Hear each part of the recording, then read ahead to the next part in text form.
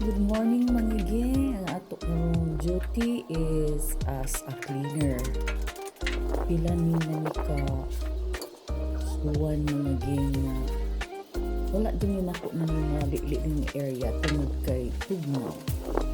Although diri sa California dili kay sama sa ubang state no nga magkuray daw sila dito, but still siguro katiguang na ko o nga tugnaw na dito ako kay bisan nito.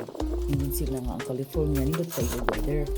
So mauna karon makita nga paskang abuga na gid sa area. Imagine if 1 month nagtuumo nga walay abog. Daghan kay abog.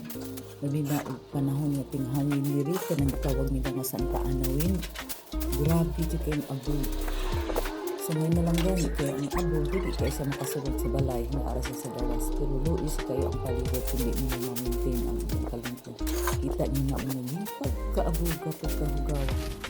Kana gikan gayud na sa mga tanom, mga dahon niya, ang hangin, ang harida ang tabong ang sakto.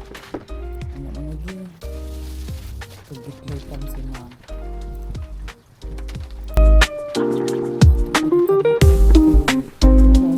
Pagpunta sa akong tutorial class, kay hayag naman rong panahon na, so akong gigamit ang time na nalimpid ang area.